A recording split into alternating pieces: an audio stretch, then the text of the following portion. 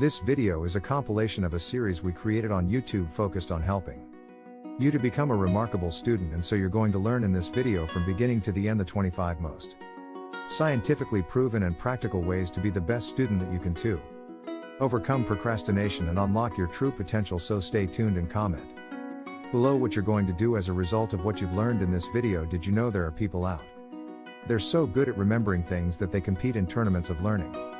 And they are known as memory athletes in an annual contest called the World Memory Championships. They were given 20 minutes to remember a list of 72 random words, and on average they scored nearly 71 of the 72. By contrasting, untrained control group could only manage 26. Picture where the spoons are kept in your kitchen, the socks in your room, the color of your toothbrush. These memory athletes use an ancient Greek technique called memory palaces, and once you master this technique, you too are going to dramatically improve your ability to study effectively and finally open up your dormant reserves of memory.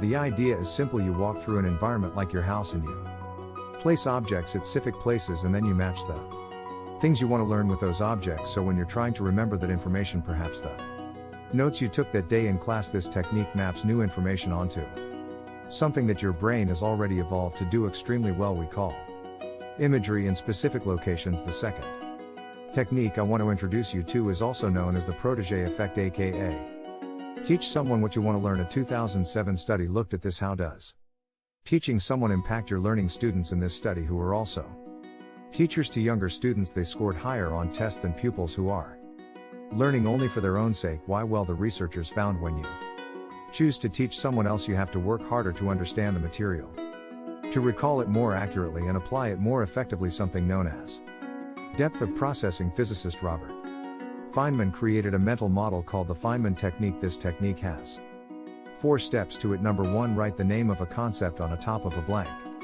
page that you want to learn. Number 2, write down an explanation of the concept as if you're teaching a new student. Number 3, identify what's missing. Go back, relearn, and step 4, review everything. Make sure you're avoiding using complicated language and try to simplify everything on the page as much as possible. Number 3, if I asked you right now, is reading again and again. A good way to learn is highlighting. A good way to learn is using keyword mnemonics, but all of these, they're scientifically proven to be relatively low in effectiveness for long-term learning. At the other end of the scale, things like practice tests, spreading out your learning, they are scientifically proven to boost your performance. Let's take a look. In 2005, a guy called Regan A.R. Garong assessed 229 students using 11 different techniques of study. He then matched their techniques with their final exam scores, and many but not all of the techniques they used, they did achieve better exam scores. For example, the number of hours they put in it did help, but things like starting studying early or reading material before and after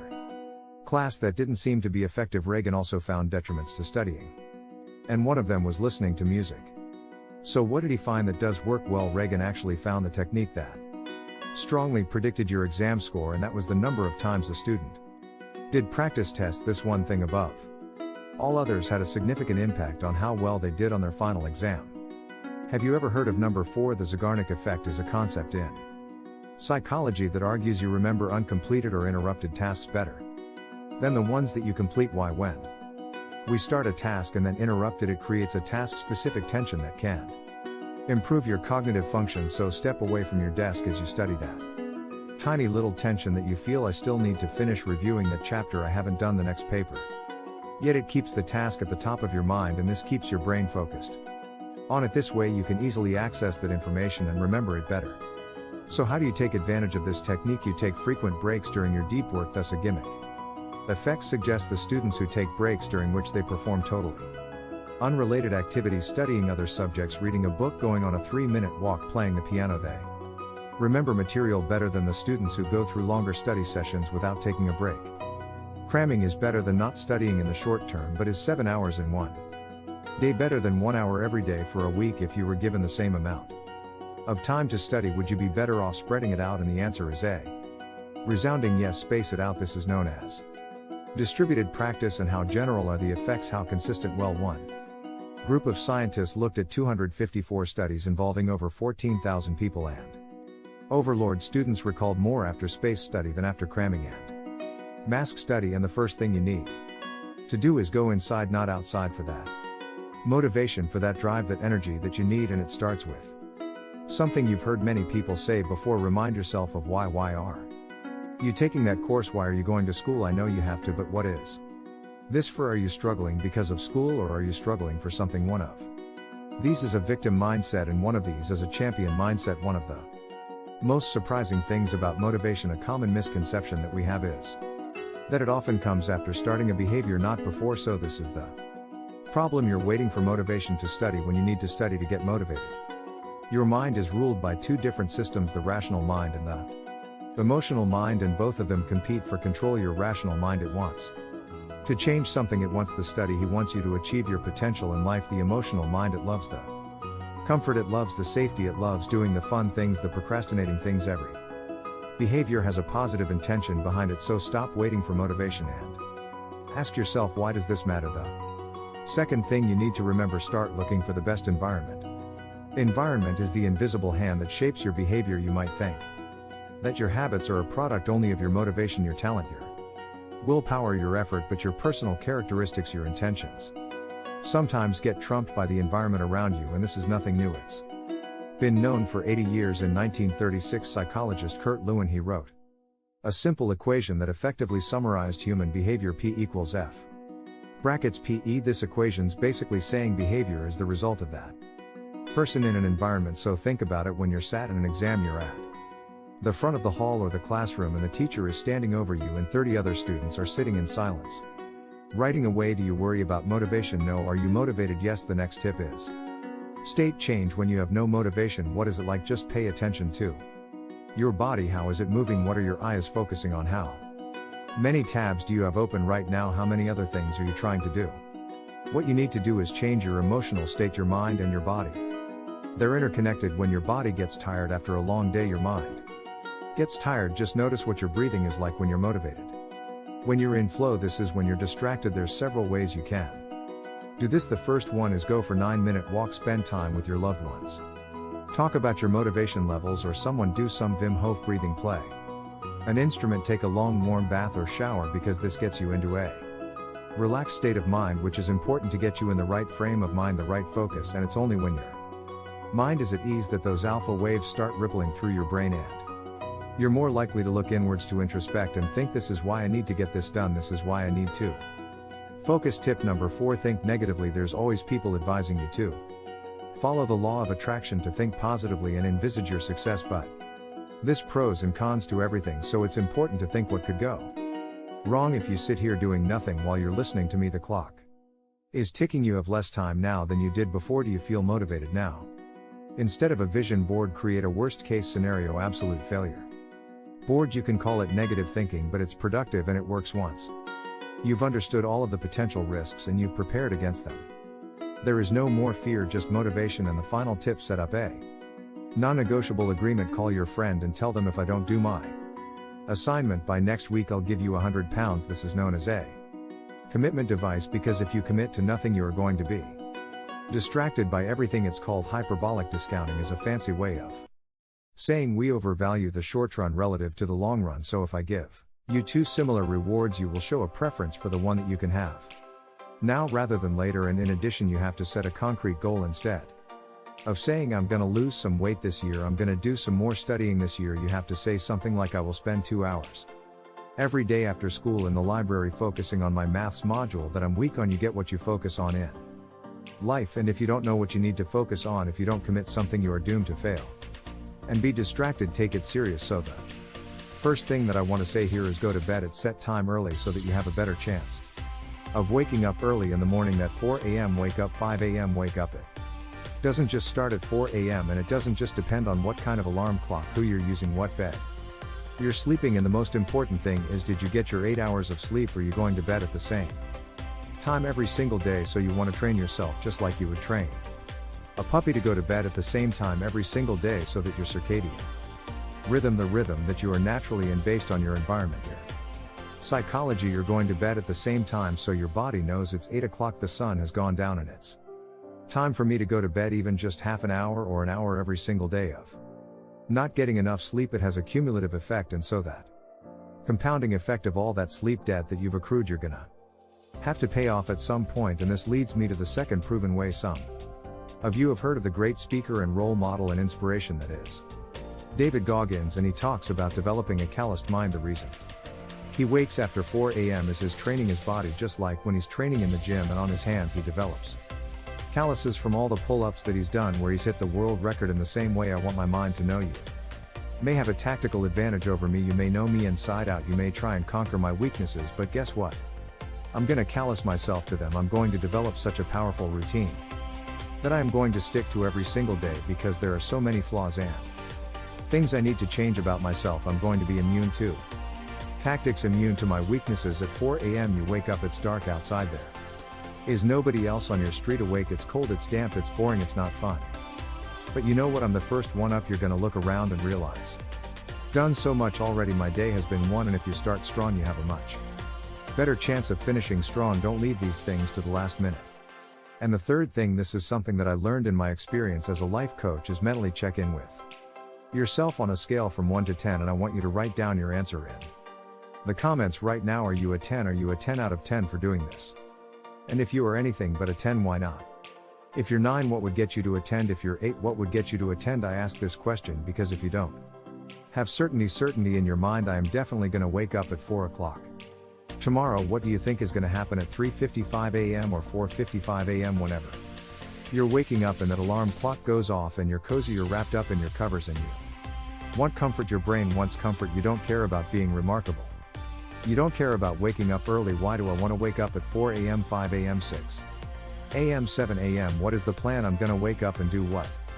The clearer you are, the less thinking you have to do when you wake up, and complexity is your enemy of implementation. Tip number 4, use tools and tactics to your advantage. You can go on your phone right now. Most of you have smartphones, or you know someone that does, and you can download an app where you have to scan a barcode before it turns off. You can sleep with the curtains open, so you have no choice but to wake up when the sun hits your eyes. You can't get back to sleep. Use these things. Design your environment in a way that nudges you to take the right course of action. Design it for yourself rather than being a dead fish that goes with the flow. And the final, I left the best tip till last, is learn your sleep chronotype. Waking up at 4 a.m. won't change your life if your body isn't designed for that. Your lifestyle is not designed for that. If it means you're only getting 4 hours of sleep, why is the point? You have something known as the PER3 gene, and what this gene does in your DNA is coded into you that you have a natural rhythm to your day. You know this already. Learn to manage your energy, not your time. So create a graph. On one axis you've got the time of them,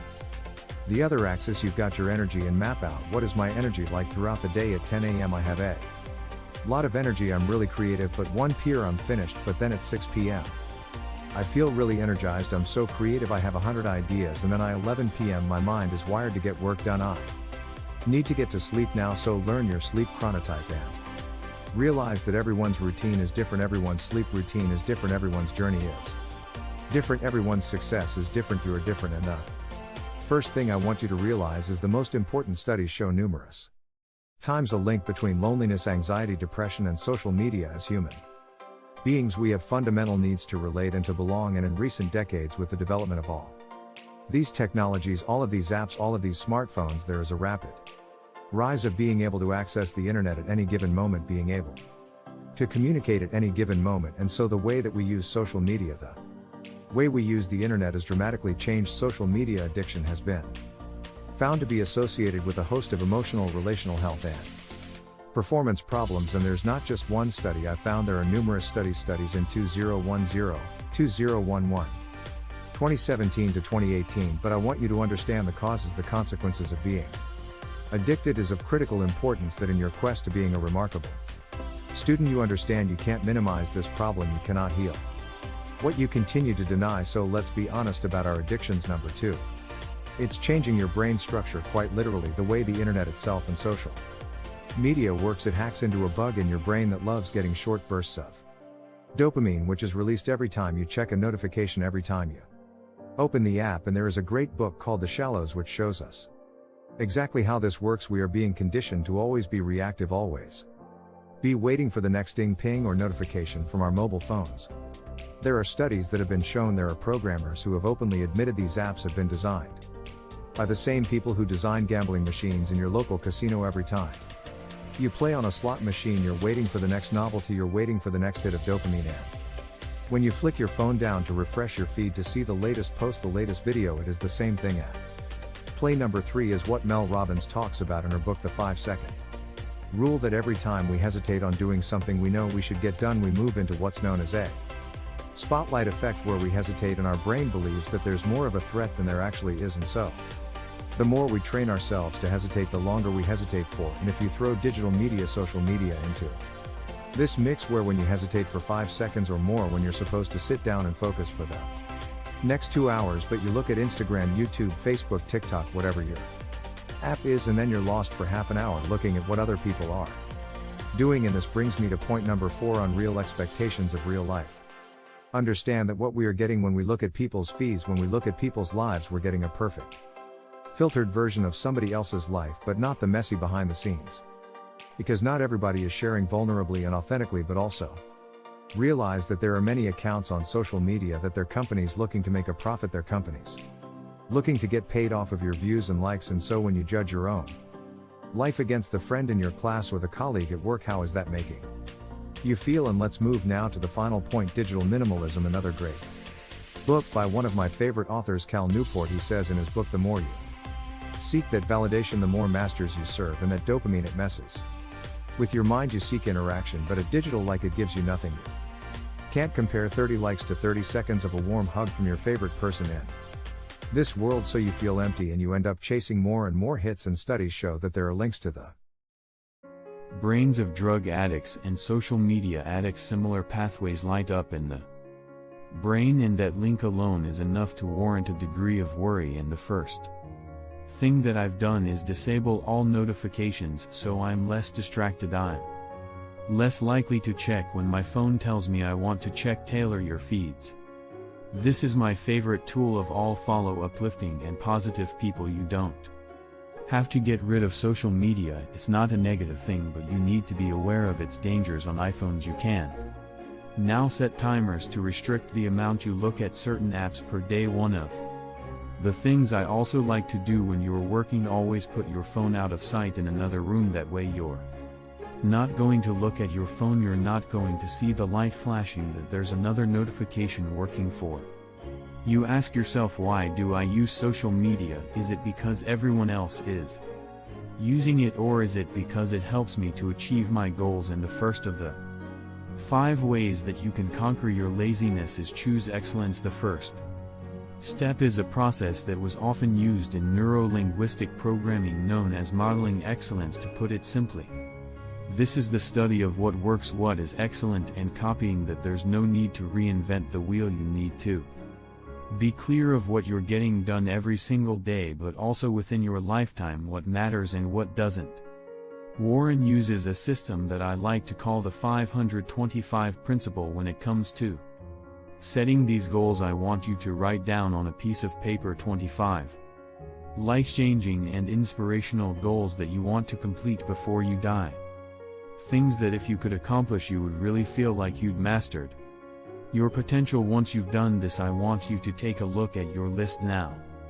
Your job gets more difficult. Choose from that list just 5 that you really want to complete above all others, and circle them. Everything that you don't circle, but those 5 you cross out, that is now your focus until you get them done. You don't do anything else. Number 2 is a calm mind. The next method you can use is a mindful meditation practice, any that works for you. And I say this because it's not meditation alone, but the habit of meditating that builds the benefits. A 2012 study done by Italian neuroscientist G. Pignoli found that meditation not only changes brain patterns, but it also confers advantages in mental focus that may improve your cognitive performance. And Pignoli recruited 12 Satsena meditators who've been practicing for at least 3 years. He compared them with a control group of 12 volunteers who'd never meditated but were the same age and had the same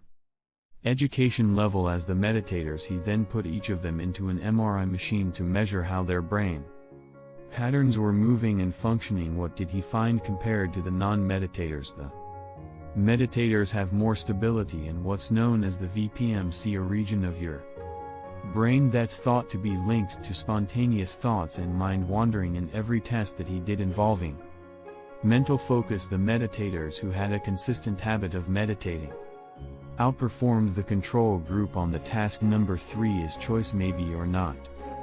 Lazy but you're lost. A man convinced against his will remains of the same opinion still. Did you choose to take on this work, this assignment, even if it was forced on you by your parents, your friends, your school, college, university? Did you take some time to make that choice your own? There is a concept known in the world of psychology called the locus of control, what we refer to when we talk about a locus of control in an individual is something that dictates not just your own laziness but things like your attitude, your performance and fulfillment from life, and what it refers to is an individual's belief system regarding the causes of his or her experiences, the factors that attribute to your success or failure. There are two main types of control: the external locus of control and an internal locus of control. And if we take an honest look at your focus and procrastination today, is it based on externalized factors or internalized factors? Which one has greater effect? Which one has greater importance? If a person has an internal locus of control, that person attributes their success to his or her own efforts and abilities. On the other hand, if you have an external locus of control, you're constantly looking out the window instead of in the mirror. You're attributing through your success or your lack of it to luck, fate, and therefore it's less likely you're gonna put the effort in. That's not to say that an internal locus of control is good and an external locus of control is bad. There are other variables that we have to consider. However, psychological research has found that people with an internal locus of control, they tend to be better off in life. Number 4 is contribution. When you think of the jobs that people imagine as being the most meaningful, what do you think of? Fireman, nurse, midwife, neurosurgeon, teacher. These are all jobs that help other people in some way. There's a growing body of evidence that helping others is a key ingredient for life satisfaction. People who volunteer, for example, tend to be less depressed and healthier. A randomized study showing that performing a random act of kindness makes the individual giving even happier. And a global survey found that people who donate to charity are as satisfied with their lives as those who earn twice as much. In the final one, and perhaps the most important one, are you happy? Seriously, are you happy? Are you connected with good people and building good relationships? None of us exist in isolation, and the most common regret of those who are dying is not maintaining good relationships with good people. You can't do things with basic people. Social connection is the greatest predictor of long-term happiness and the greatest long-term predictor of success. It's not that success makes you happy, it's the other way around. Being happy makes you more successful. I want you to take action on the videos that you've seen. I want you to apply this to your own life, and I want to end with the following quote: whatever the mind of man can conceive and believe, he can achieve.